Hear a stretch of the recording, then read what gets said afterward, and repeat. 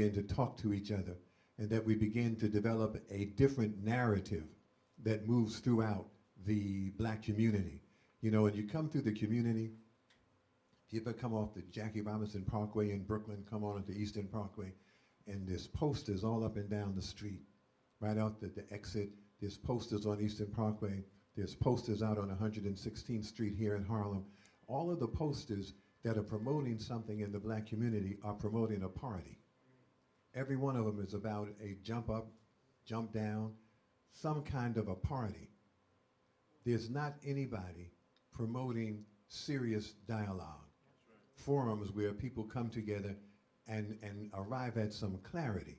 So that's one of the reasons that we wanted to have this conversation here with you this morning. And as Eugene said, the doors are open. We are where is it, 43? This is 46 West 116th Street between Lenox Avenue and 5th Avenue, Mist Studios. Mist Studios. Say the address again. 46 West 116th Street. I asked her to say the address again because I just wanted you to hear from Allison Williams. Thank you. You know, so we're here. It's free. Everybody, if you're in the neighborhood, if you're coming, if you're nearby, you should drop in. You should be a part of this conversation. We'll be here until 1 p.m. And we have to end at 1. So everybody try to make it. If you're still out in the neighborhood, still in the community, come on by. We'd be glad to have you. There's room for you here. One of the reasons that we are here also is because I believe that we have a need to begin to identify and identify with those people in our community who represent righteousness, who represent dignity and integrity. Because the people who are willing to compromise on any level are being promoted as the voices of this generation. The singers who are willing to take off their clothes. And they seem to like it if you had a terrible history. You know, if you used to be a drug dealer, and if you used to be a stripper, if you used to be a pole dancer. We seem to appreciate that and identify with that rather than identify with and identify particularly the sisters among us whose career has always been wrapped in dignity and integrity. See, one of the reasons we love us some Allison Williams is because Allison Williams has never compromised on any level, has been consistent with the quality of the music, but with her own presence and her own presentation. So we have to begin to make it clear that we know right from wrong. Because see, in this generation, it is as though there's no such thing as right and wrong. We want to talk about that a little bit later on. But we wanted to identify with the people who make us proud by how they carry themselves on stage, off stage, in life. And that is one of the reasons that we asked Allison Williams to be here with us, because this is a sister who has never done anything that would embarrass us. She's never done anything that would discourage, and I don't want her to be discouraged. See, I don't want y'all keep applauding the people who used to be terrible, and now you're happy that they are supposedly turning around. What does that say to the people who have been consistent all of their career? What does that say to the sisters who've always had integrity? And Allison Williams is also an activist. And she has a radio program as well. She's a singer. She's it's a talk show. And she's a radio personality. And she's really just a really wonderful personality. So would you welcome our sister Allison Williams? Thank you.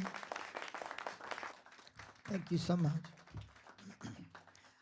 What I like about being here, first of all, is an honor to come together, to be a part of a movement and to be a part of coming and bringing together that thing that is rooted in organization. I don't think Bob is saying that we can't go to a party and we can't jump up or jump down, but it can't be all we do. And it seems that that's the most that we see. I'm looking at the people that are here today, and I see a diversity in ages. I see men, women, I see small children, I see an entire family there. And this is how we begin to build. This is what the foundation should be, because it affects all of us. Now, Bob said that Alice has never done anything. Well, it's true. I can look, I almost think sometime in my mind that's why I have not gotten to where I am trying to go to in my journey, because I haven't slapped anybody, I haven't been to rehab, I haven't done anything, I haven't cussed anybody out, I certainly haven't thrown a shoe on purpose. So I'm just saying, these antics and these things are rewarded and read about and tweeted and retweeted, and they go viral, and it just shines a brighter light on shenanigans.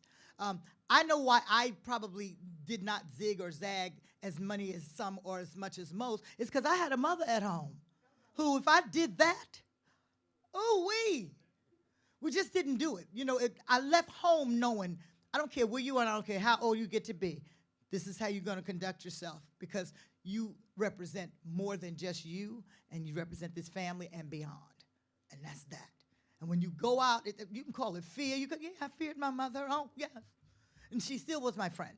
But at the end of the day, I knew where my place was and how hard my parents worked to get me to the places where I would have access and reach and opportunities and doors opened for me.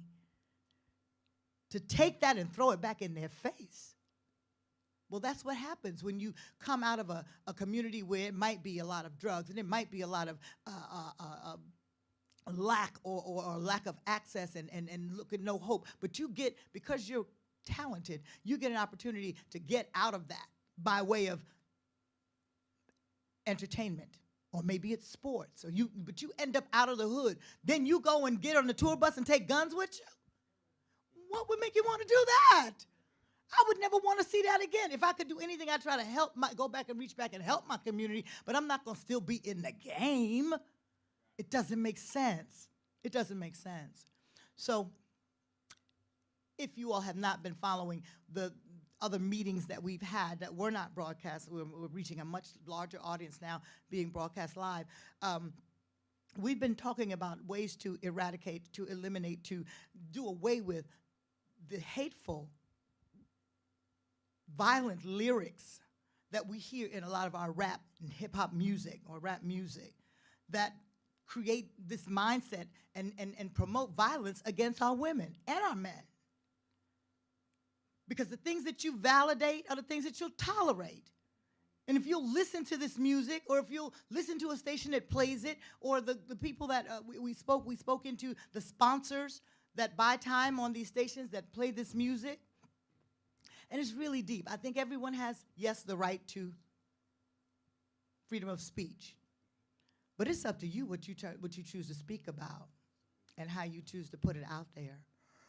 And they've brought various lyrics and excerpts from various songs to the other meetings we've had, and I've been surprised because there's some music that just not in my wheelhouse of preference, but to look at it and know that it's out there, and to know that there's certain music that's targeted to certain areas as opposed to other stations that play music that is targeted to white areas or a demographic that's more white than urban, where it's all black or brown or Latino. But you got to know it's out there and know how it runs and how it works, and you'll see we're targeted. We are being targeted. Music has been a barometer of what's going on in the world for as long as there's been music. If you look back to different eras, the music is what will tell you what time it was, what was going on. And that's just what's happening right now. Right now, our nation is underwater and upside down. And we're trying to breathe. You know, and the music is representing that too. It's cuckoo crazy. So it's up to us.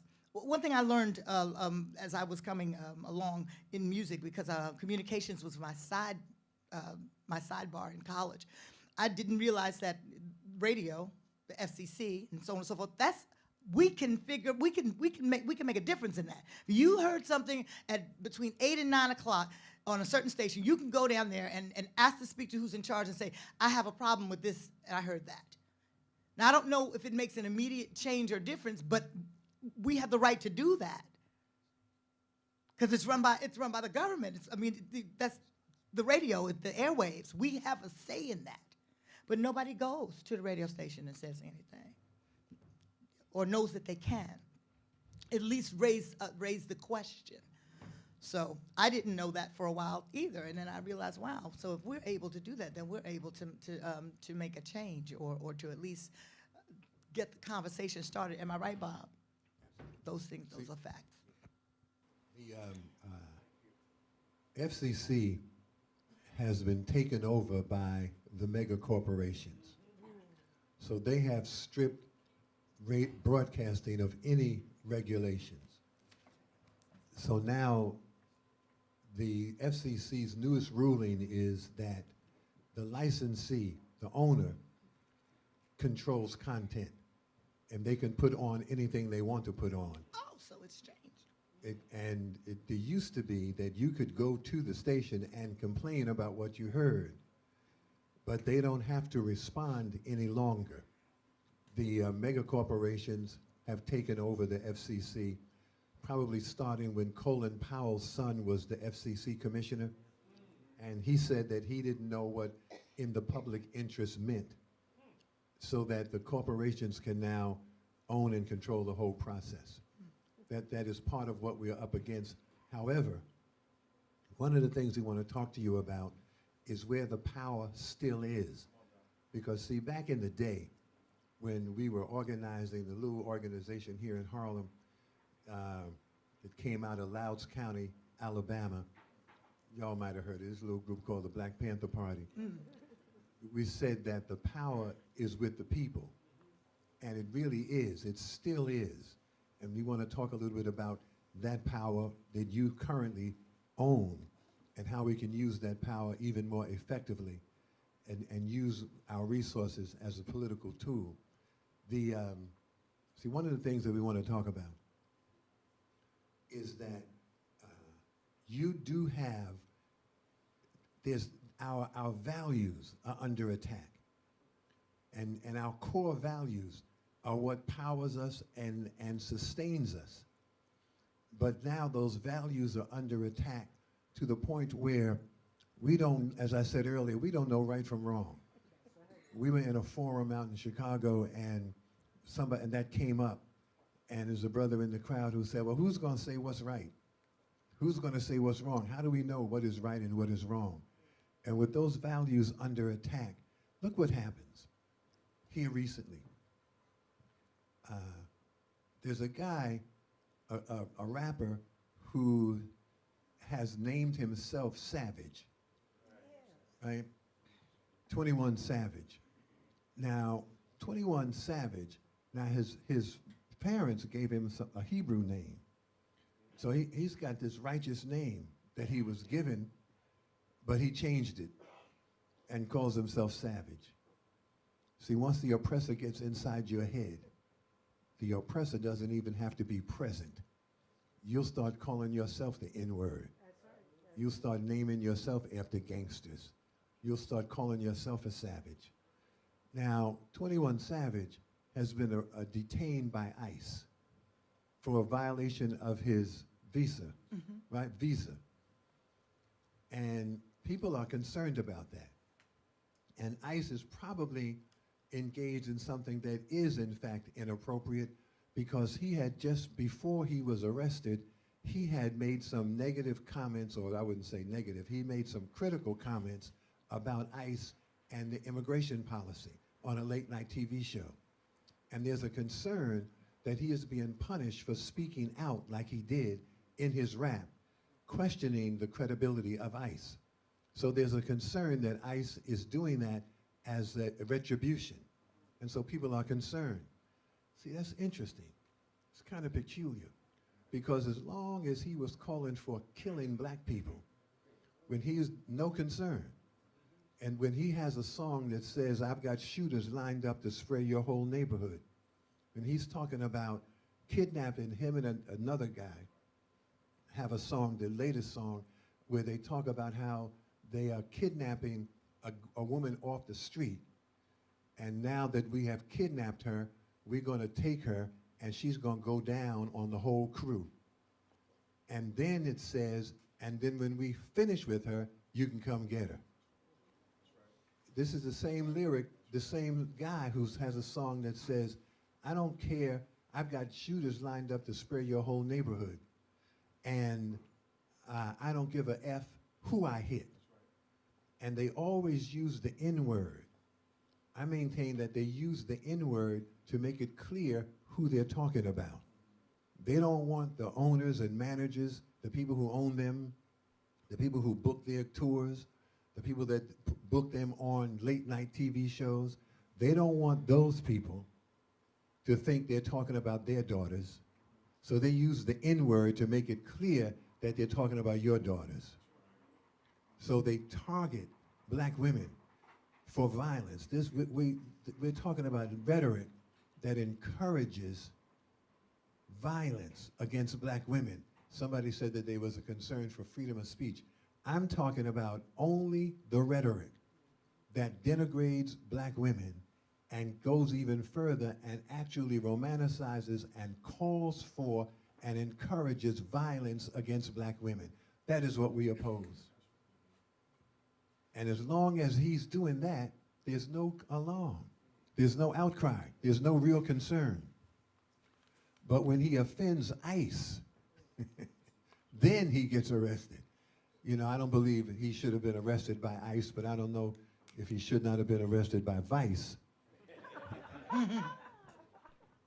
But our values, see, we become alarmed and upset and concerned at the point where he is arrested for speaking out against an immigration policy, but not upset as long as he is calling for gang rape, kidnap, and violence against black women. See, there's something wrong with that. You know, we invited 5 corporations to come to a meeting here in Harlem. And the invitation went out from the National Congress of Black Women. It's one of the reasons we're talking about respect us. And the invitation said that we wanted these 5 corporations who are the primary supporters and sponsors of media that encourages violence against black women. And we asked them if they would come to a meeting here, and we were going to bring educators, youth organizers, we're going to bring people who are working with this issue and working in the community, and they will explain to you the harm that is being done, what they experience dealing in the classroom every day. They're coming from various cities around the country. They will explain the consequences of of our concerns. And if you would come, we want you to come so we can explain it. We think that you just don't know. We said McDonald's, JCPenney, Kohl's, Subway restaurants, and Adidas. Y'all just really don't know what this media is doing. You don't really know the content. So if you come to a meeting, we'll lay it all out for you. And we'll bring people from various cities around the country. And the people came. The people from the various cities, the educators, the youth organizers, the women's organizations, they came here to a meeting in Harlem. The 5 corporations ignored the meeting altogether. They didn't even bother to show up. And now all of them have a black person who is the vice president for global intercorporate communications. They have wonderful, glorious titles. When I started in radio, that was called the Public Affairs Director. Now it is the Global Intercorporate something. They all have that. But none of them came. They blew it off altogether. Now here's what we want you to understand. They didn't blow it off because they don't respect me. They don't respect me. But that's not the reason they didn't come. They blew it off because they don't respect you. They are not at all concerned that we are going to do anything when we are abused, neglected, or offended. They're not at all worried about that. As badly as they need our money, especially JCPenney, they really need our money. McDonald's, somebody said that they are only focused on global sales, so they're not really worried about our dollar. in a few weeks, we're going to ask you to stay out of McDonald's for a weekend. And this is a campaign that is being launched by a coalition of organizations. See if they don't need our money.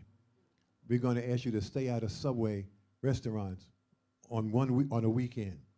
Stay away from Kohl's. Stay away from JCPenney. We'll identify the target date and which company, and we'll do it on a weekend, and then we'll do it again on another weekend.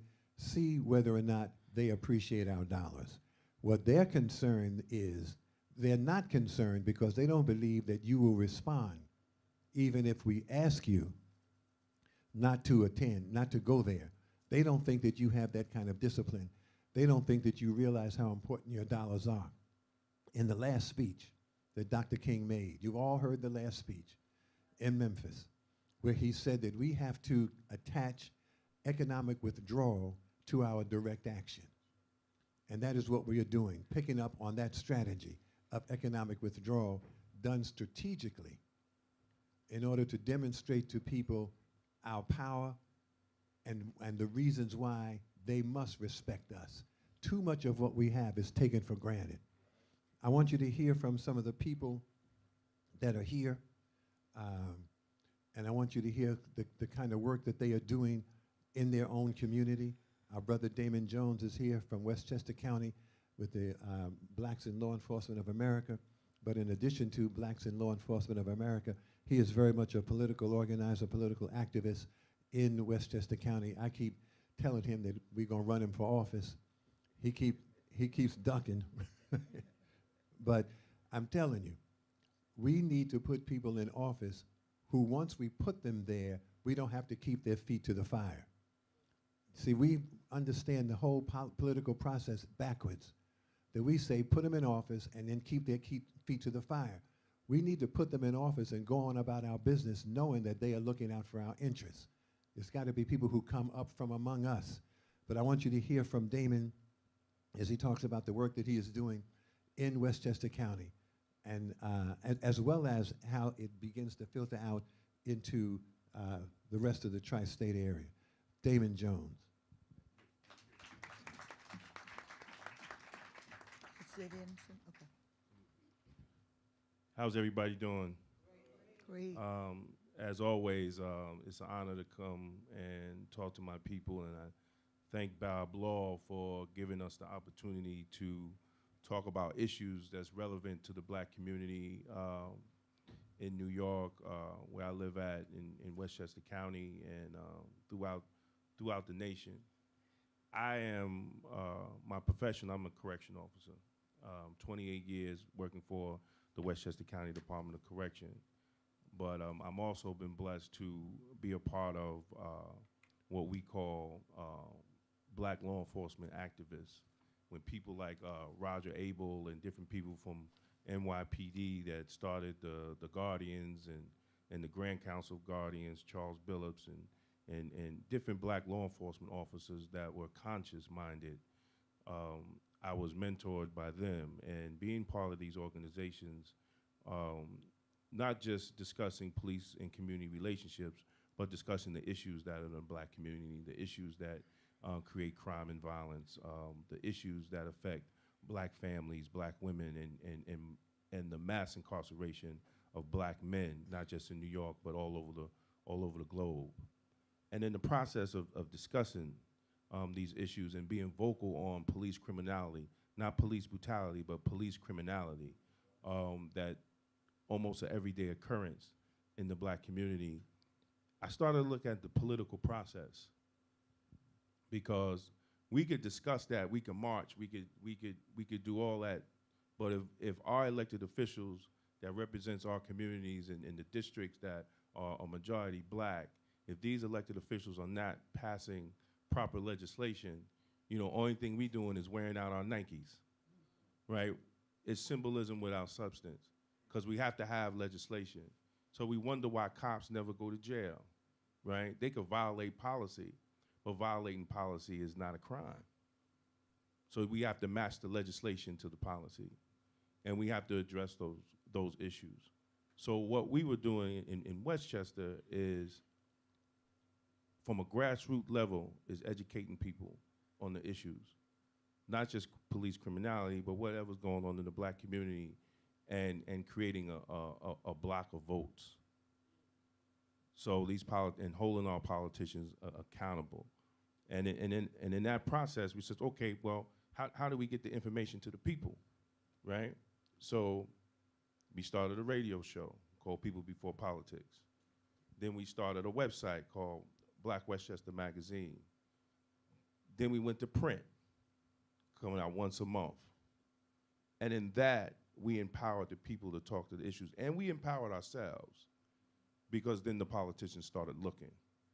Because one thing to be on Facebook and social media is if you use it correctly, you could be controlled by social media, or you could control social media. And what we decided to do is control social media to continue to reach the masses throughout Westchester County and throughout New York State. But I think it's very important, as the flyer says, to have a black political agenda. See, because we put a lot of elected officials in, and then they forget about us. And then they don't come to our churches, they don't come to our organizations until around election day, right? After November, when you put somebody in, when they get sworn in January, February, you should be having a meeting with them. Okay, we put you in. Here's our agenda. Let's pick out 3 that we could work together. Even though it's about 25 on the list, let's start off with 3. And how do we get that? How do we get these pieces of legislation passed? How do we look at proper policing in the black community? How do we look at training our officers properly, that they treat the people in the black community that pay their taxes, that pays the police officers' salaries, right? We have to make sure that they respect the people that they police. So in that process, you sit down with these elected officials. If they don't do it, you vote them out. See, we always play, we always play soft hand with politicians. And then just because they're black, we want to give them the pass. Let's not give our black elected officials a pass. We need to stop that. We've been doing that. We've been spoiling black elected officials in New York State and everywhere else. Like everybody's hyped about Kamala Harris, right? It's just because she's black and she's a female. But check her record. She was one of the worst DAs and AGs and put black men in jail while she was there. But then we got different organizations jumping on the bandwagon and supporting her, but she put black men in jail. She broke up black families. But we don't want to discuss that. And then when the mainstream media, you get the black people, they don't even want to discuss it. So we have to educate our people, and thank God for Bob to continue fighting the fight, man, and putting it out here so we can have these type of discussions. I could talk all day, so I'm going to stop right there.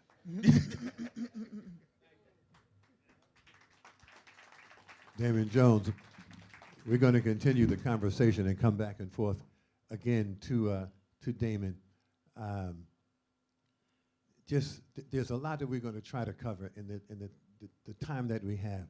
So we'll try to move as quickly as we can, but there's a lot that we really want to cover. And one of the things I want you to consider is the call to action. So we got to talk a little bit more about economic withdrawal as a political strategy and understand where our power is. See, we are taken for granted everywhere. Black votes are taken for granted. You vote for people. See, black people have not had a political agenda. We don't necessarily have a black political base. We've got black elected officials who ignore us, but one of the reasons they ignore us is because it is too risky for their career for them to identify with black people, because black people don't have a political organization. We don't have a political base. If we go to a black politician and say, I want you to raise the issue of reparations, I want you to raise the issue of dysfunctional public schools and how that impacts on black people. The black politician says, I'd be willing to do that, except it's going to antagonize the white folk who now live in my district. And if I antagonize them, then they won't support me. And y'all don't support me now. You don't have an organization, you don't raise money, you don't do voter registration, you don't have a political base for me to stand on. All you wanted, see, what we have said to black politicians, all we want from a black politician is that they look good. We need them to be articulate, nice looking, well dressed, avoid scandal, and that's all we want. So the black politician says, I kept my promise. Now you keep your distance. And that is the condition that we are in. That is the condition that we have to change. We need a black political base, I believe, that has the capability of raising money, building an organization. See, if we go to a guy like Damon, see, the activists in Chicago went to a guy named Harold Washington, and we said, we want you to run for mayor. And he said, raise, I forgot the figure now, but he said something like, raise $100,000 and then come back.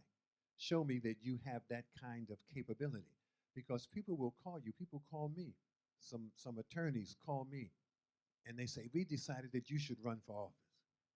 I said, you got some nerve. I got more money than all of y'all collected, and I don't have any money. Said that you don't have organization, you don't have money, you don't have a base, you don't have a constituency, you don't have anybody, and you have the nerve to tell somebody that you, with your little powerless self, want them to run for office. We have to build a political base. We have to have something substantial so that we could say whoever we want. Do you remember 1984? It was the community who said, run, Jesse, run. Run, Jesse, run.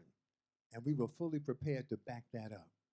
That doesn't happen, not since Jesse has any black elected official been asked to run by the black community.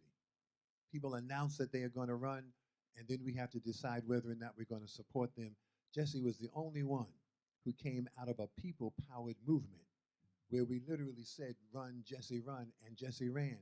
And Jesse was in 1984, Jesse Jackson was the by far best candidate in the race. If Jesse had been a white preacher, he would have been elected, and I would have been the press secretary. But and Jesse was the most dynamic. He was the best candidate. Just white folk were not ready for a black president. Not that black people weren't ready. We were ready way in the 1950s when Ralph Bunche was alive. We've always had black people, men and women. We've been ready, and it was Jesse who raised the issue of a woman on the ticket, that a woman in the presidential race should be taken seriously. Prior to that, Shirley Chisholm's race was all symbolic. She had no national organization, no money, nothing. She was not even planning to win. But it was a symbolic move. Jesse took it beyond symbolism. And see, when I say that our votes are taken for granted, just consider this. Maxine Waters went to the NOW organization in 1984 on behalf of Jesse and asked if they, the National Organization of White Women, if they would support Jesse, if they would endorse him, because Jesse is going to have a woman on the ticket as the vice presidential candidate. The women in the NOW organization said, no, we are not a one-issue organization. Just the fact that he has a woman on the ticket is not the reason that we feel we should support him, so no. Who ran? Mondale? What was the Mondale? Walter Mondale ran. Was it Mondale? But he also had a woman on the ticket, Geraldine Farrar, as his vice presidential candidate.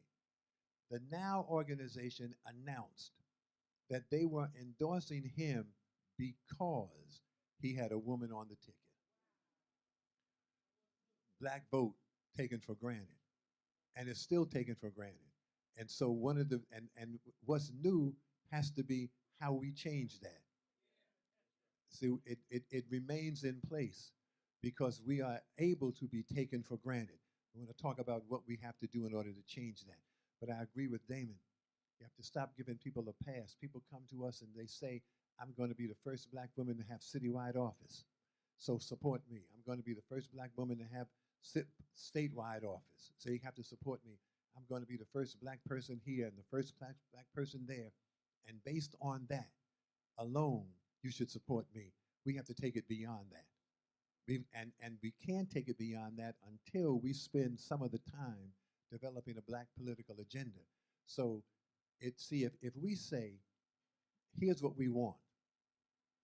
We want black developers to get 30% of all government development contracts. That's one of the items on our agenda, right? So now, Kamala Harris, who says she's an American American, not African American, she can come and say she's an American American. Whoever else is running, Cory Booker, you know, all of those, they can come and call themselves whatever they want. We don't have to be concerned about that. We can say, here's the question we want you to ask. Will you give 30%? As president, will you make sure that black developers get 30% of the government development contracts? Whatever you call yourself. Here's what we want. And see, we don't have that. So we have to go based on what they call themselves. We have to move to developing an agenda of our own. Let me just say this. I'm Bob Law, and we're at MIST in Harlem. At, what is the address, Allison? 46 West 116th Street. That's the voice of Allison Williams, y'all. 46 West 116th Street. And we are here. Y'all let them hear you. Say.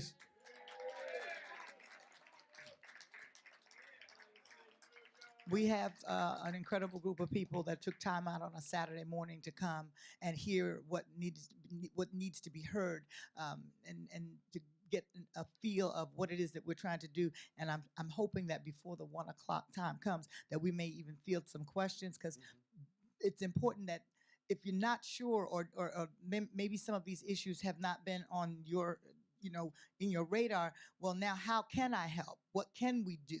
And that's what Bob was talking about, going against these different corporations and so on and so forth. But there's other things we can do. I'm a singer. I'm an entertainer. That's what I do. And I host a radio show. But I know what I can do to continue to walk a certain way and talk a certain way and sing a certain lyric. And it will be impactful. It may seem like a small thing because I'm not getting the fees that a Beyonce is getting. I'm not getting a fee that a Rihanna is getting. And we all are girls who sing for a living at the end of the day. Let's be clear. There might be a bigger machine behind them with more support monetarily and so on and so forth, and they're selling records and they're streaming records. But I'm here today. I'm here. And it wasn't a hard call. It was just, can you be? And yes, I can. So, and I'm, if you remember, the first female artist signed to Def Jam, which is a hip-hop label, turned the culture of hip-hop, which promoted rap music as its music of choice and source.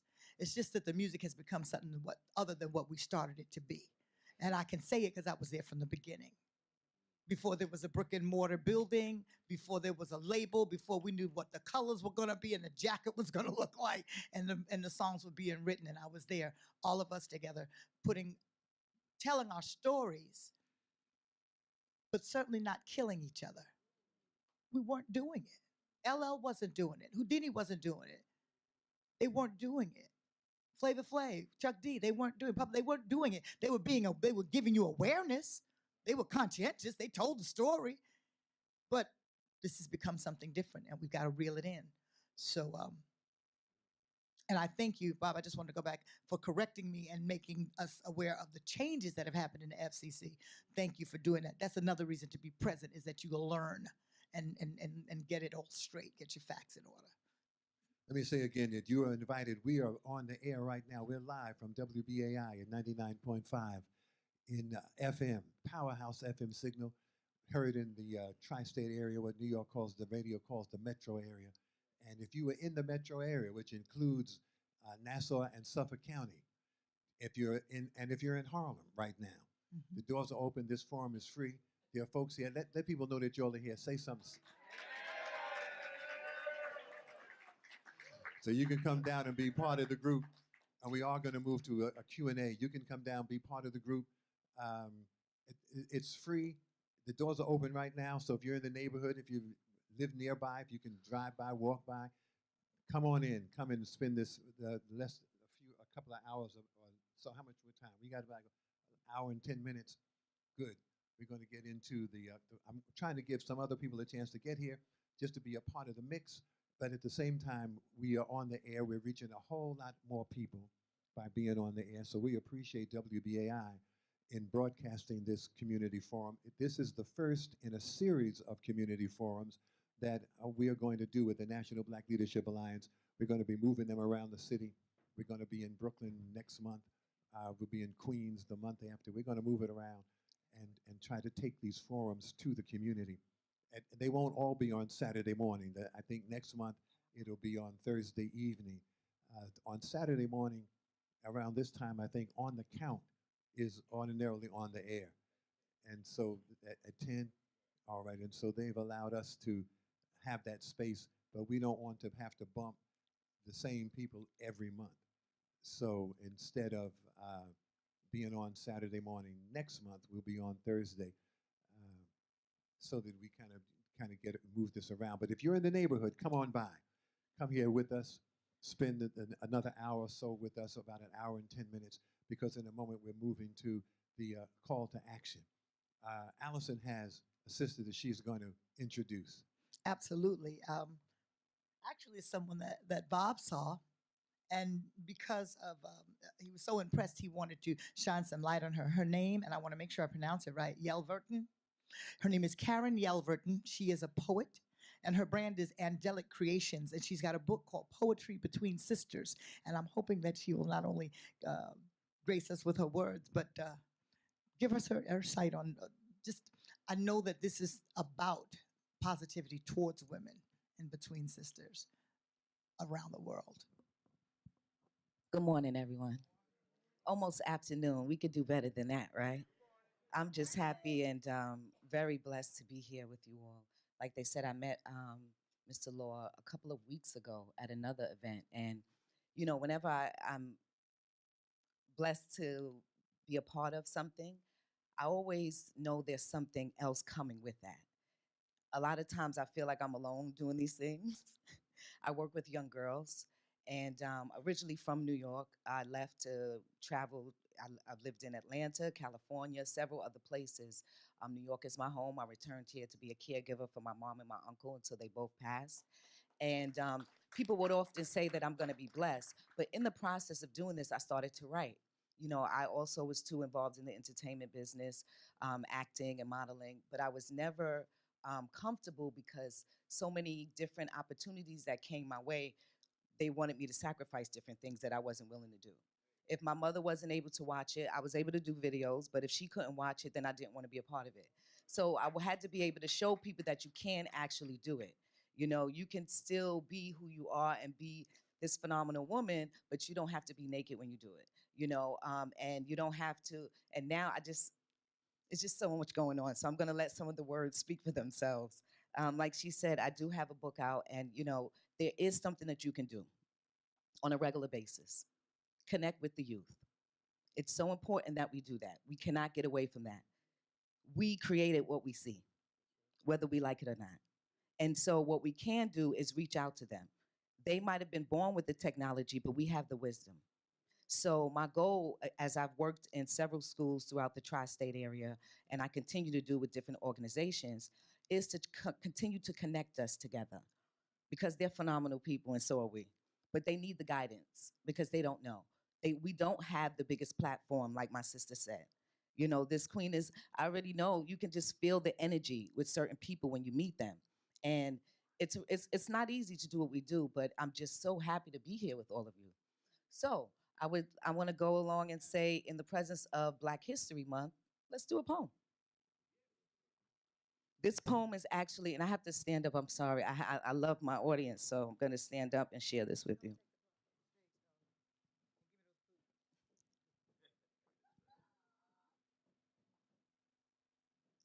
Hello, February.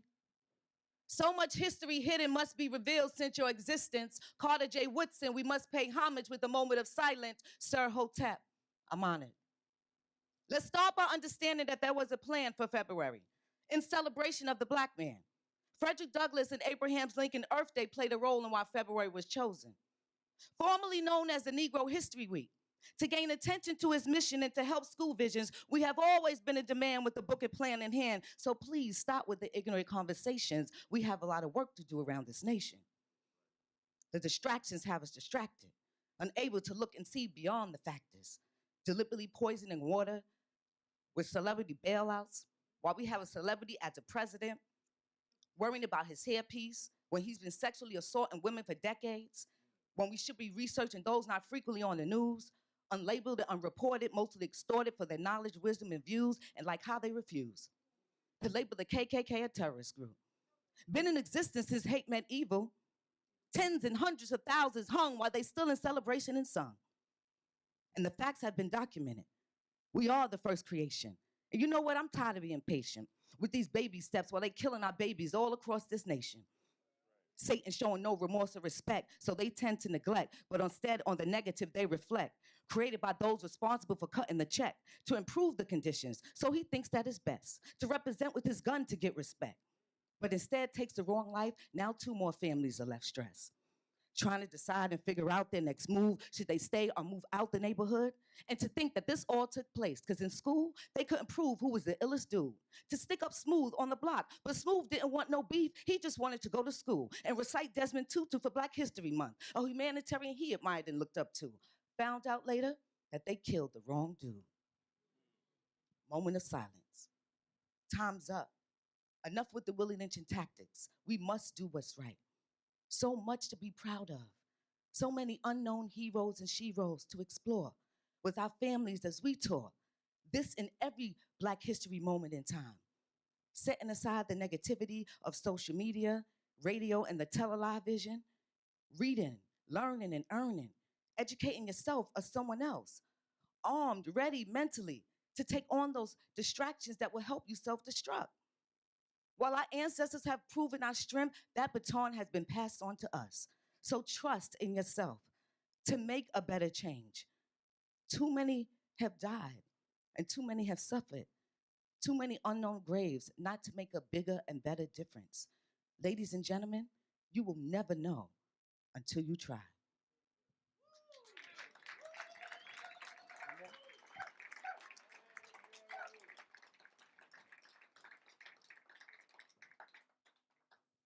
So for this next piece I want to do, I just need to drink a little water.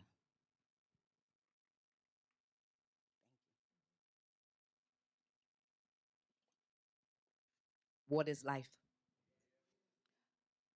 Make sure that we all are paying attention to what we're putting in our bodies.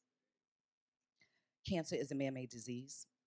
We need to make sure what we're eating. You don't need meat.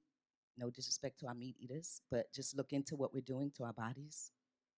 Alkaline water, fruits and vegetables with the number 9 that begin on them. Just little things you can, look into. This next piece is called Beautiful Black Queens. And it goes right along with everything you all have been saying, and I'm just so excited. Hey, beautiful Black queens. I said, hey, beautiful Black queens. Do you know your worth and what it means? To wear the color of your skin, melanin rich, body, butts, legs, and butts, some with thin and thick lips, they want to fool you and play tricks. Make you think you're not truly the gods. Blissfully balanced in brilliance and bravery. I wish they would stop believing we began and came from slavery. Your Mother Earth from birth of its foundation, as God's gift and God's creation. Women were chosen to carry and care for life. 9 months in the womb, some premature, a little impatient, filled with the task of beautifying this world, demanding your time, love, and patience. Women were blessed with this blossoming bonus of birthing a human life, ready to take flight, being watched with this microscopic light. And I know it's hard at times for you to understand. Constantly under attack. Movies, music, entertainment, political issues, and views. We are negatively labeled with negative reviews, making it difficult to choose. When they're calling us worthless names, it's just not all on you. Now, to avoid this repetition, you see, it takes proactive listening, but you're told to be tough. Suck it up, because life gets rough. Blinding others from seeing the beautiful queen in you, because we have been following America KKK standards of beauty and qualifications. With their definition of beauty, well, Dr. Barb Lord, it needs an explanation. Now, I don't usually like to name names, but this right here? This right here is for the sake of our youth who demand that I speak the truth. Asking why those Kardashians get so much attention, along with Scarlett Johansson, Jessica Biel, and Megan Fox, are the definition to what our young girls think are hot? Absolutely not. Now we have beautiful queens such as Allison, Michelle Obama, Sister Soldier, Queen Latifah, Rihanna Solange, and B. Beauty comes in all shapes, colors, and sizes. Trust me. Close your eyes for a second and imagine a world without you.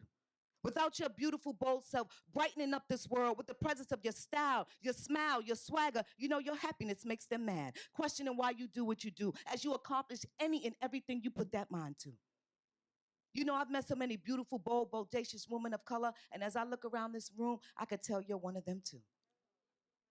Beauty is a state of mind. What you see in that mirror is mirrored by what is in your mind. So continue to be better than expected. Go beyond ballistic. Because when I look around this room and around America, I see absolutely nothing but beauty. Thank you, ladies and gentlemen.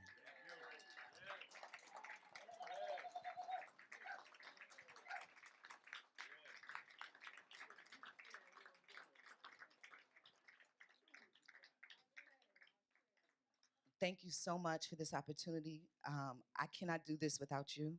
So if you do have a phone or social media, my Instagram is KY Angelic, Angelic. And you can find me also on YouTube. I have a YouTube channel. I don't do Facebook as much because I'm using social media to work it, and I don't need to see the negative stuff that they tend to feed me on Facebook. So KY Angelic, Kyangelic, and Karen Yelverton for YouTube. Yelverton is YEL, V as in Victor, ERTON.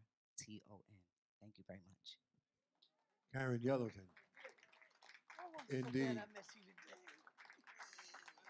So aren't you glad you're here? It's a good way to start a Saturday. Indeed. We are here live at Mist on 116th Street in Harlem. 46 West 116th Street in Harlem. See, if you had been here in person, you could have seen this sister perform. We don't mind that you are listening on the radio, particularly if you live in Westchester County and have to come all the way down here. If you live out in Nassau County. But if you live in Harlem on 118th Street, you still have some time to get here. You should come by. Come by and spend the rest of this hour with us as we continue to move this conversation forward. We've got people over here, people on the other side. Can you all see in here all right? I wish you would sit over here so we could see you as well. But all right. And we appreciate you. We're glad that you are here. Thank you all for coming out. And again, we extend the invitation for people to come out and be here with us. We're live at Mist on 116th Street. It's 46? 46 West, 116th Street, between Lenox I wonder why Avenue I and can't remember Fifth. the. I think this time last year I could remember. 46 West 116th Street. You can still come out, spend the rest of the hour with us. We'd be glad to have you. We want to move now to the call to action. We want to move now and begin to explain how we begin to utilize the power that we do have. Part of the scheme to confuse the oppressed is to make them think that they are powerless. And once you believe that you have no power, then you don't bother to fight back. And what happens when you decide not to fight back is people begin to make compromises. That's where they come up with things like, you fight your way, I fight my way. There are many ways to fight. Now, there's more than one way to fight, but I don't know that there are many ways to fight. But there's more than one way to fight. But compromise and cooperation with the oppressor is not one of them. And one of the things that we encounter are people who will compromise and cooperate with the oppressor as a way of fighting back. So here's what we want to see. Let's just be clear. This rally is part of the Respect Us Forum. Now, many of you know me and know that respect yourself has been my central theme for decades. It is important that you respect yourself. It is important that you take care of your, as our sister said, take care of your body, take care of your mind, take care of your brain. Eddie O.J., used to be a disc jockey here in New York City. He used to say, take care of your head. You need your head. Your brain is in it.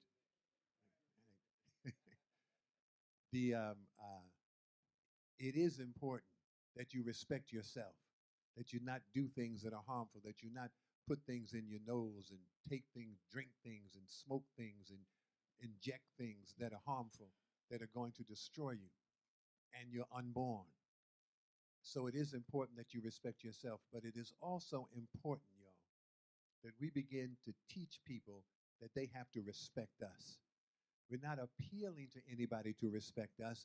We have to teach them that they must respect us, and we do so by how we perform, by how we use the power that we have to demand respect. So now we pointed out that our money is taken for granted, our votes are taken for granted, our integrity is taken for granted, our women are taken for granted. We have to make it clear that no longer can you get away with disrespecting us, taking us for granted. So now here's what we're saying. We tend to applaud and brag about how much money we spend. There's a remember the sister who got arrested at Barney's because she bought a bag. Now the sister bought the bag, paid for the bag, and left the store. And then they sent the police after her. What could they possibly be charging her with? What could they possibly even have suspected her of doing? Why was she a suspect at all? They had determined that this young black woman was guilty of spending too much money. And so they sent the police after her. She bought the bag, she paid for the bag, they put it in the Barney's bag, and she left the store. Then they said, where did that Negro get that money? I don't think they said Negro. And then they brought her back. The money was from her income tax return. See, I want y'all to see that went right over your head. No. How do I know that the money was from her income tax return? They made her tell them, and then they published it in the newspaper where she got the money from. She had to explain to them where she got the money. Y'all don't hear me. We have to teach Barneys, not appeal to Barneys. See, we have to teach Kohl's and J.C. Penney. We have to teach McDonald's and Subway restaurants that they must respect us. So we've identified the first 5 corporations on our list. These are the corporations who spend money on media that encourages violence against black women. We're saying because of that, we want you to stop spending your money in that media. Now that sounds reasonable to me. We're not saying don't spend any money advertising to the black community. We're not telling McDonald's that you have to stop advertising and selling toxic poison food to the black community. You know, we want you to stop spending money on media that encourages violence against black women. Break it down. Not every black music station does that. I think WBLS here in New York does not play killer rap. Right. The stations that hate black people in New York City are Power 105 and Hot 97. Those are the stations that play the music that encourages violence against black women. You all understand that? Because they're going to push back that it's the parents' fault and it's the whoever else the fault, and don't listen. We're saying, I don't care whose fault they say it is. And we're not engaging in any more discussion with the music industry. We're saying to the people who make it possible, the people who spend the advertising dollars, stop spending your money on media that encourages violence against our daughters, our sisters, black women. That seems reasonable. And see, how can anybody respect you if you tolerate that kind of disrespect? How can anybody respect you? We stand outside in front of one of the fast food places in Brooklyn, and we're saying, here's a list now of all the harm that this food does. all these chemicals, all this sodium, all this sugar. And here's the research. And you can look it up yourself. Look up uh, black consumers and fast food. See how much money we spend on fast food. And then look at how harmful the fast food is. Now, see, these fast food companies, they know that you know. Because everybody talks about, what's it, a French fry on a burger that's been on YouTube for years? The Right? French fry. It's, what is it? French fry. It's a French fry. That And it doesn't change. It don't shrink. It don't. no it's- doesn't decompose, won't It's go away. nothing. It was, see, it was dead when they sold it to you. A petrified fry. And it's mummified. That's you eat Petrified. mummy fries. And the people who sell it, Burger King, McDonald's, whoever it is, they know that you know that that food is toxic. They know that. They know about that video on YouTube, but they understand that you don't care, that you will continue to eat the food nonetheless. How can they respect you when you demonstrate that lack of respect for yourself? We've got to demand that we be respected. So here's what we say. And this campaign is endorsed by the National Congress of Black Women. It is endorsed by the Progressive Baptist,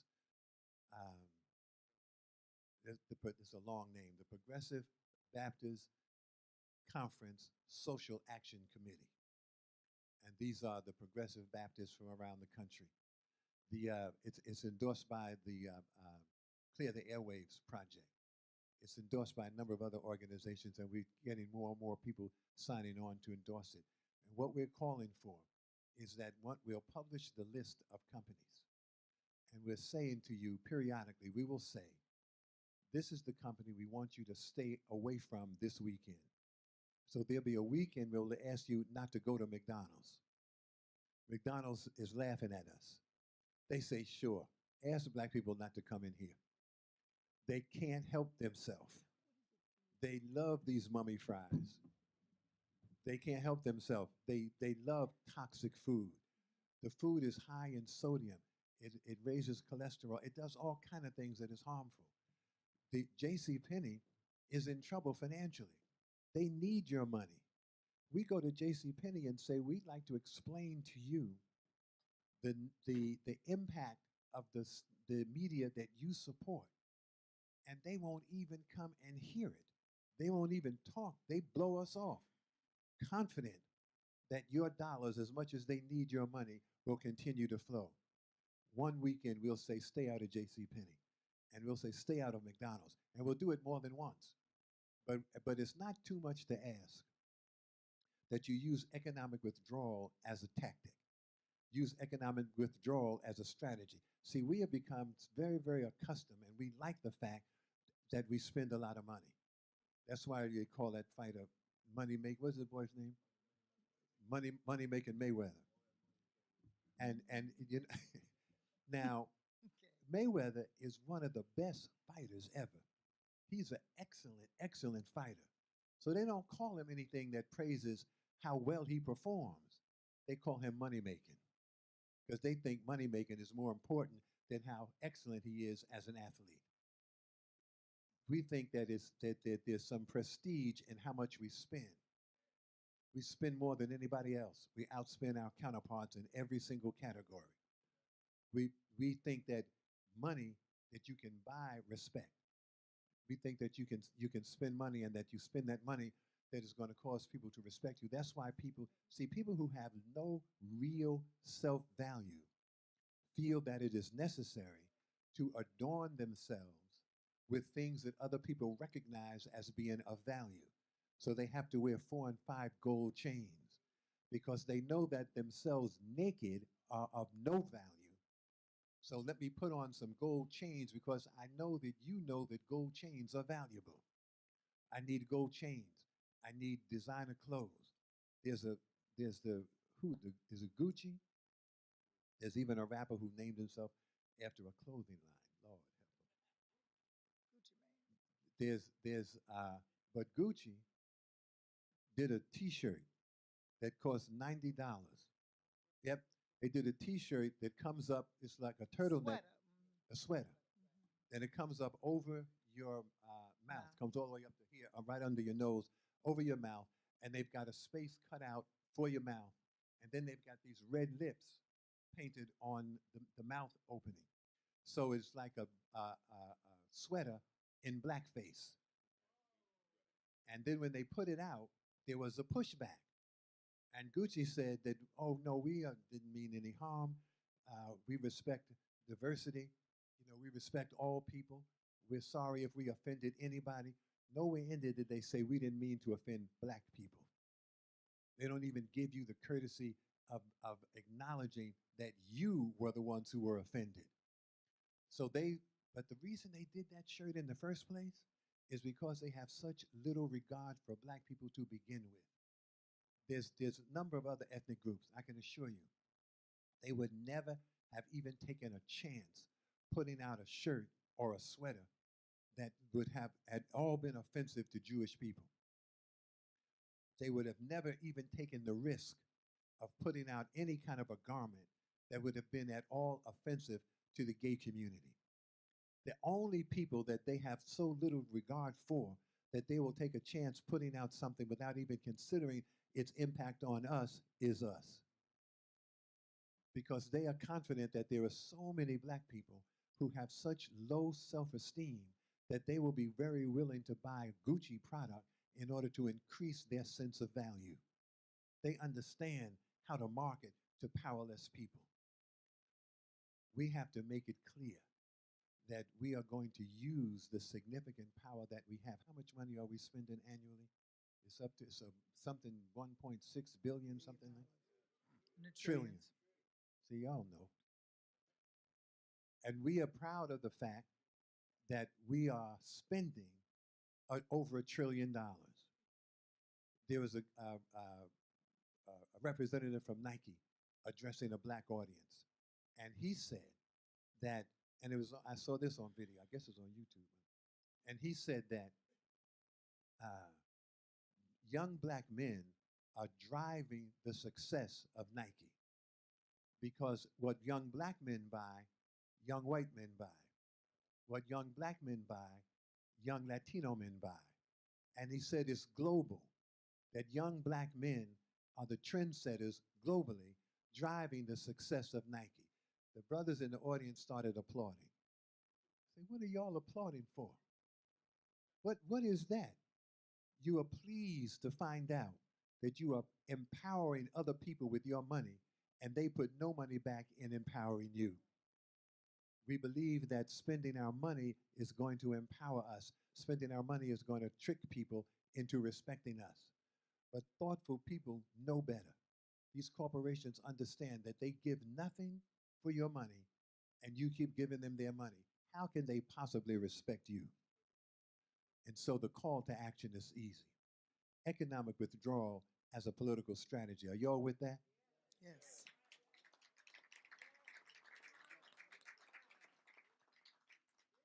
So we say that we're going to stop trying to impress people with how much money we have. Let's see if we can use our dollars in our own best interest. And this is very easy now. This is easy. Just stay out of the store for a weekend. We'll identify the store, but I can tell you it'll be McDonald's, then it'll be Subways, it will be Kohl's, it will be JCPenney. You know, if you stop buying Adidas, somebody said it ought to be Nike. Okay, we'll put Nike on the list. But the companies that we have identified are the companies who are offending us by continuing to support the media that encourages violence against black women. Y'all understand what the concern is? We don't want to allow anybody to continue to prosper by encouraging the violence and degradation against black women. We won't have it.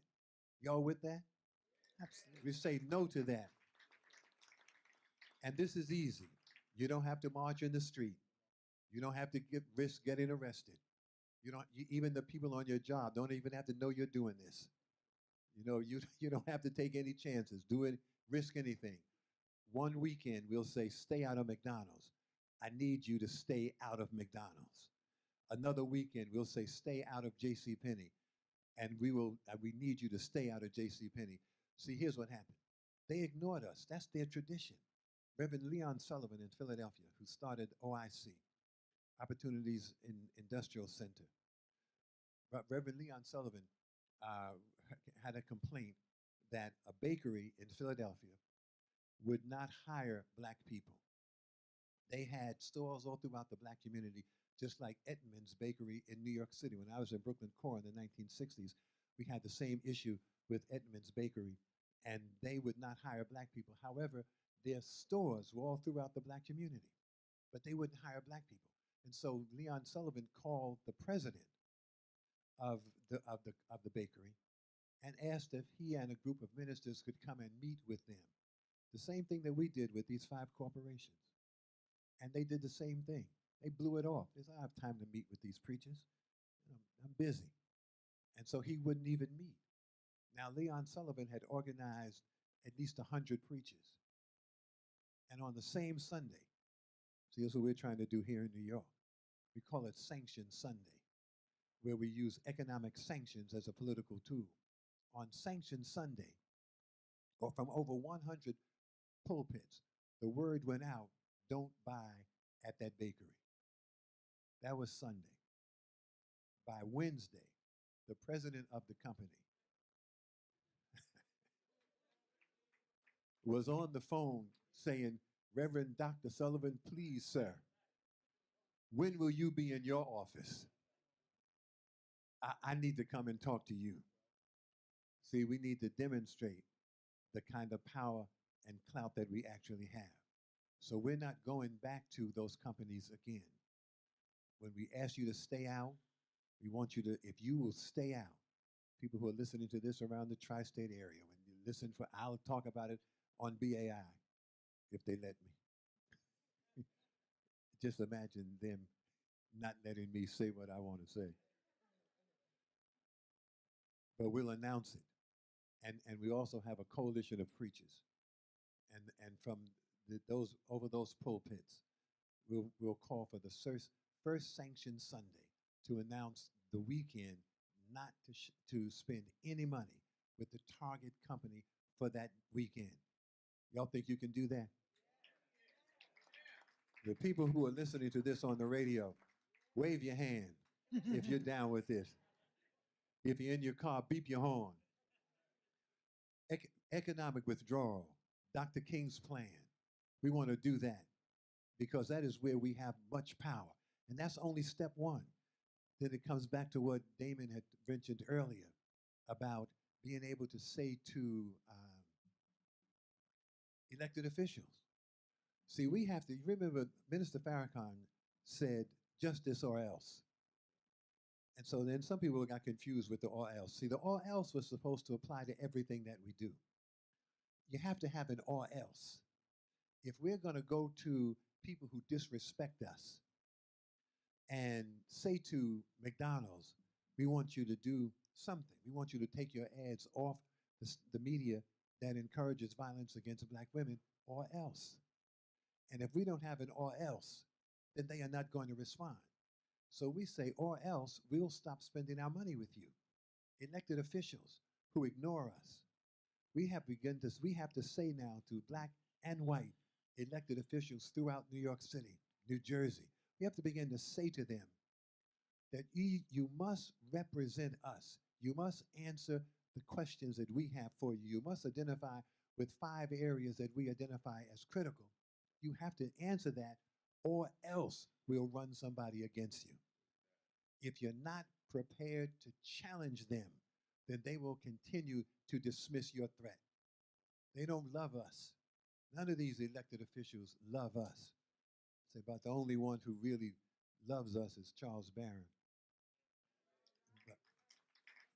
But these elected officials don't love us. They take us for granted. They don't respond because what we say is correct. They don't respond because what we say is needed in our community. They blow us off. They don't love us. So you've got to be able to go to the black elected official and say or else.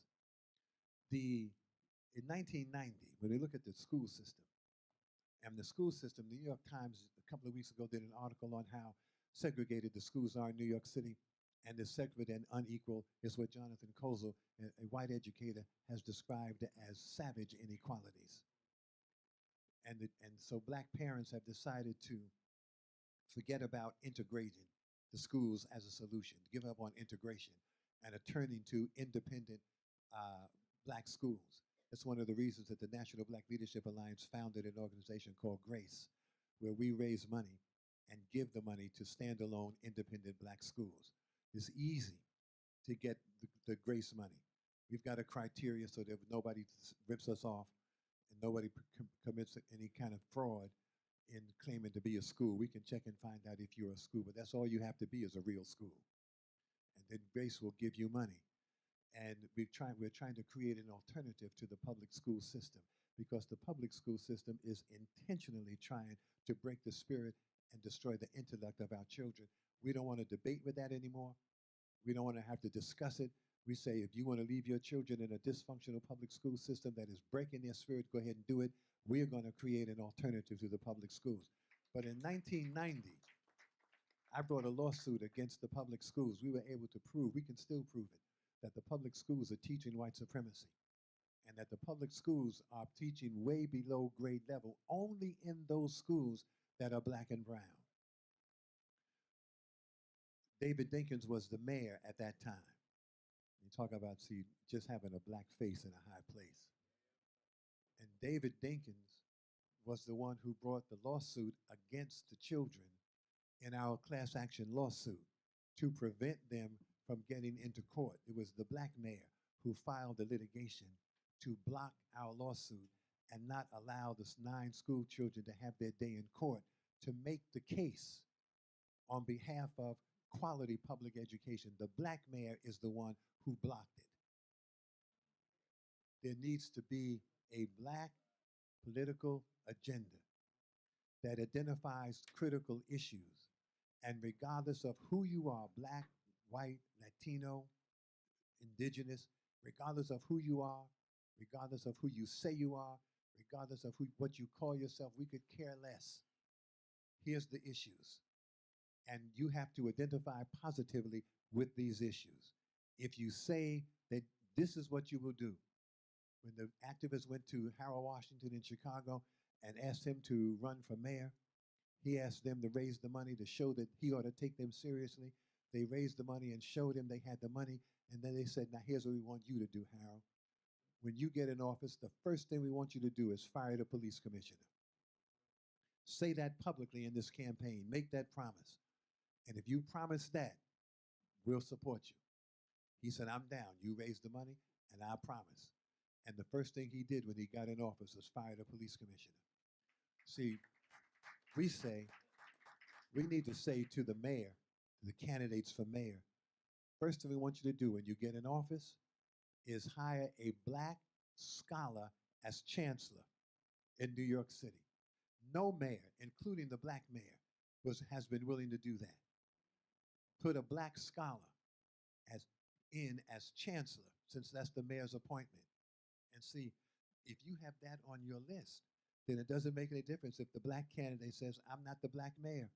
I'm the mayor for all the people. Fine, say whatever you want to say. What about the black chancellor?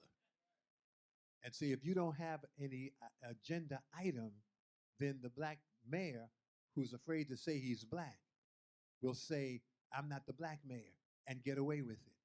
Let him say, I'm not the black mayor. But you have to say the right thing on this question of the chancellor. You all understand that? We have to demand. All right. Again, we are here live at MIST at 46. That's it. You got it. 46 West 116th Street. The doors are still open. People are coming in, but y'all keep going in and sitting on the other side where I can't see you. I wish some of y'all would come over here. Bob, they don't want to cross the cameras. They don't That's want to what cross it the is. camera. Yeah. Cross the camera. That's what it is. They don't want to cross Yeah, the come camera. on, let them see you on camera. Give this sister a round of applause coming on through. All right. We're going to open it up for some questions if you have something on your mind. and questions. But I'm the only one preaching.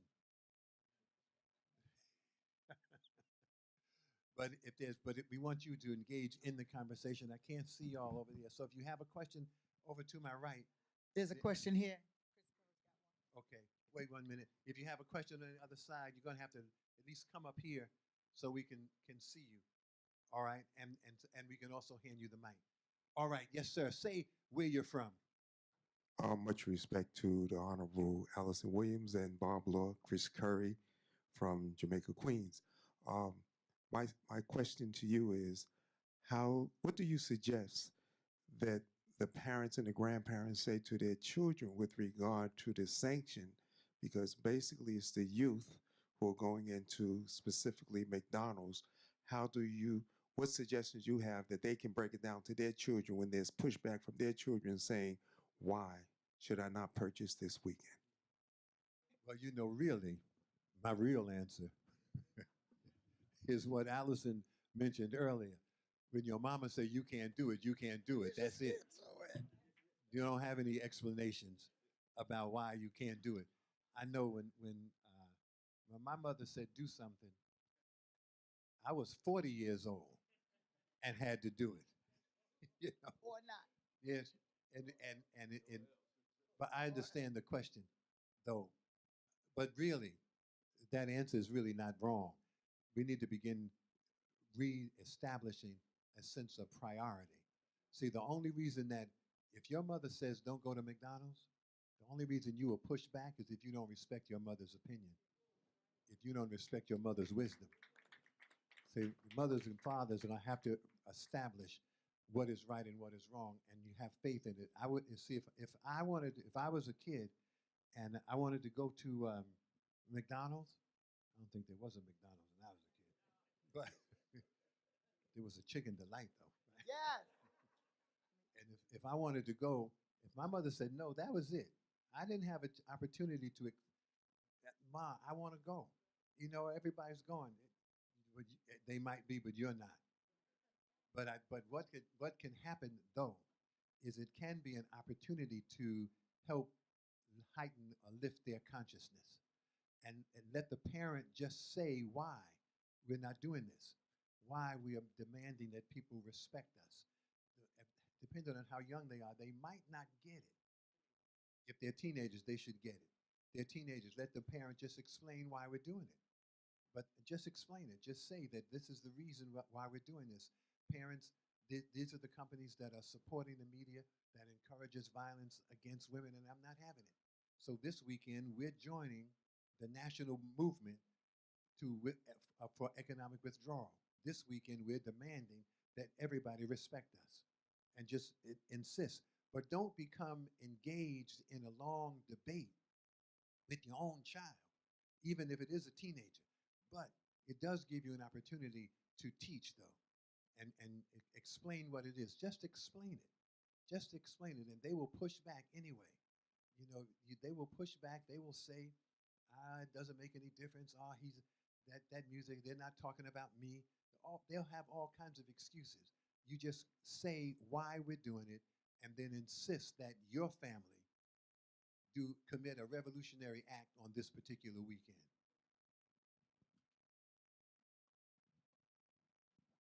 Thank you very much. I actually have two questions. One is a statement. I actually did what you suggest that we do. I attended a town hall forum with Senator Gillibrand last year in August, and I asked her the following question. I said, the Democrats have an agenda for every group. I said, the gay community has marriage equality. I said, the Jews have Israel. I said, the Latinos have immigration.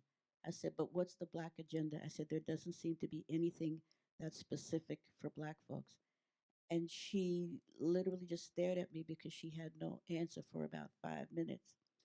And so after a while, when she was able to muster up a response, the first thing she said was, well, we all need employment. And I said to her, well, I don't need employment if I'm dead because the police shot me for no reason.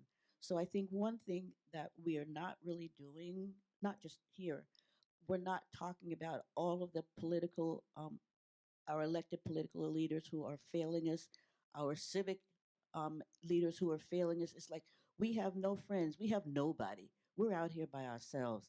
So that's one thing. But the my second thing was that uh, in terms of the groups that are endorsing this, because I think it's absolutely right on. I've been asking Reverend Sharpton this question for the last 4 years. And every time I ask him the question, he throws the question back at me. And he says to me, well, it has to be a national movement. And when was the last time we had a national boycott?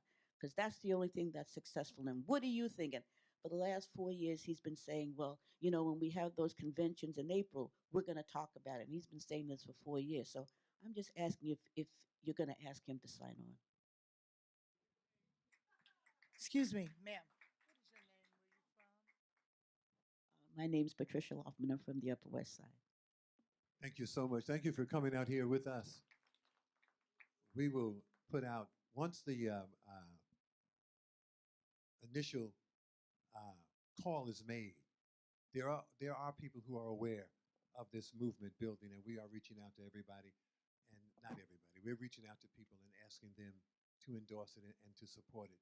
So we continue to do that. At one point, once it is really put out there publicly, then anybody is invited to join on.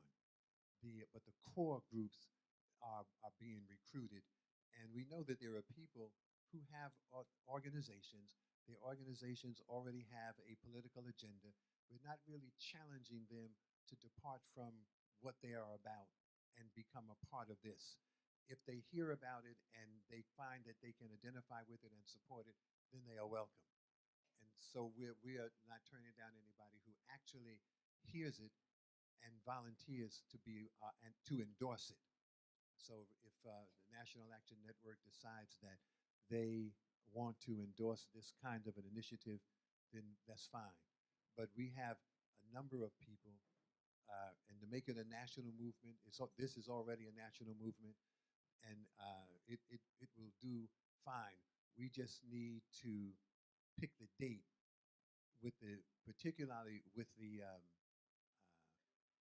ministers who are part of it.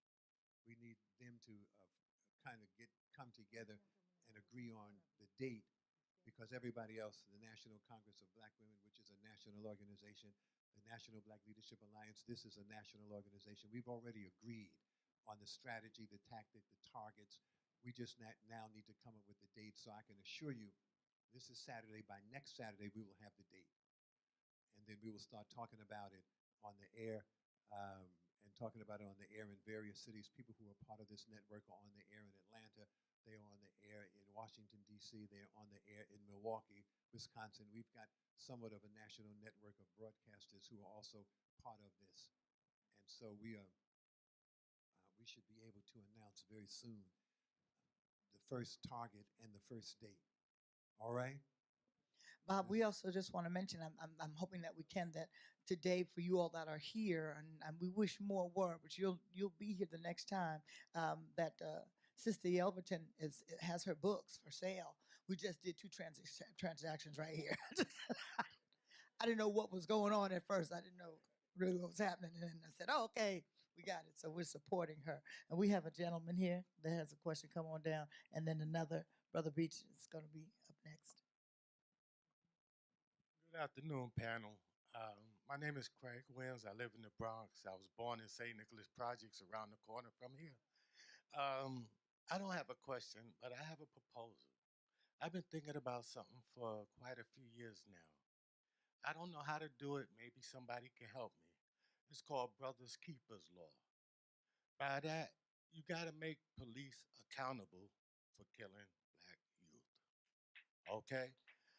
I think the way I've been trying to bring this concept together is you have to make them economically accountable by each one, that if any one of them kill a brother, anybody, his partner, the corporal, the captain, the commissioner, have to pay 15% of their gross salary towards that party that's been killed by a police officer. I don't know if the politicians, how you go about making something a bill, but I've been thinking about this for years because I'm tired of seeing black youths getting killed. The Brothers Keeper Law will stop police killings in 24 hours because no partner would want his partner to kill somebody and he have to shell out 15% of his gross salary to support the person who got killed by police. Somebody can help me come up with this concept, I would appreciate it. Thank you. Thank you, brother.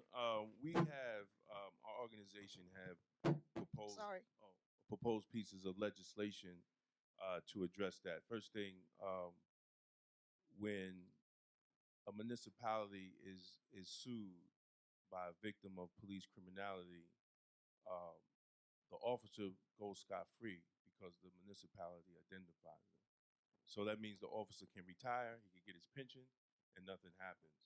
And then the taxpayers foot the bill on the officer violating the policy and procedure and training. There's a couple of levels that should be addressed. First of all, the municipality in the policy, after the Freddie Gray case, um, Baltimore PD put something in their policy called the right to intercede, meaning that the police officer is obligated to report another officer that violates policy and procedure. See, a lot of us don't understand how things work. If it's not in policy, then you cannot hold the officer accountable, right? So if it's not in policy, but then once you put it in policy, you have to marry that to law. So another thing we recommended was the Police Accountability Act, meaning that if that officer, because every officer is trained by the taxpayers, right? Their uniforms sometimes are paid by the taxpayer. Everything is paid by the taxpayer. Their benefits, everything is paid by the taxpayer. So if he violates policy, procedure, and training against the taxpayer, he should be held accountable. So the Police Accountability Act will hold that officer accountable for violating policy, procedures, and training, and attach their pension to it. So you're able to sue that officer and to get a piece of his pension, like you're saying. You be able to attach the pension to it. So, but once again, politicians will be afraid to do that because they don't want to be called anti-police, right? And when these unions, the FOP and these all these other police unions, right? They lobby up in Albany, they lobby down in Washington D.C. and they spend a lot of money.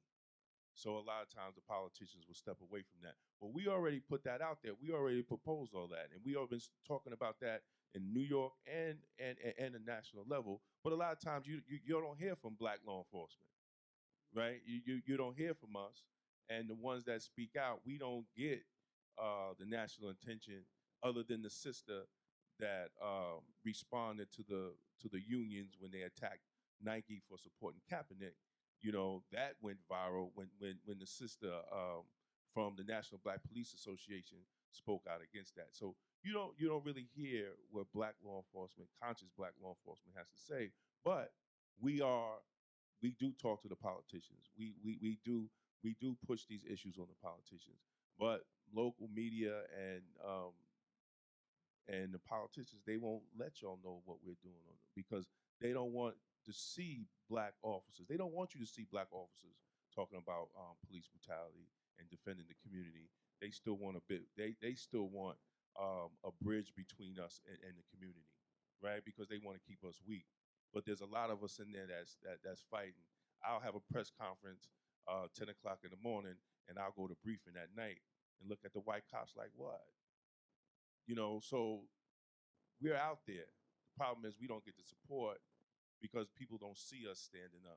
You know, if it wasn't for social media and YouTube that we could tape our press conferences and WBI, you know, people are starting now seeing that Black law enforcement do address the issues. We do speak out on the issues. So, you know, we just need the support of the people as well. Thank you. Let me just say again, it is a question of those Black elected officials who are afraid to even introduce the legislation. And they are always going to be afraid to do it That is why we are going to have to put people in office who have the courage to be what we need them to be. And Woo, sorry. until you move to that point, then they were always going to neglect and abuse us. Let me say again that we are at WBAI. We are live on WBAI, which is 99.5 FM in New York City. We're broadcasting this community forum live on the air right now. You still have time to come by if you would like and interact, fellowship with the people who are here. Let them know that there's somebody here. Yes. Ashe. You want to be a part of this group, you can still come by at this public forum here being broadcast live from Mist on 116th Street. 46 West 116th Street. Thank you, Allison. 46 No West problem. 116th Street, live right now.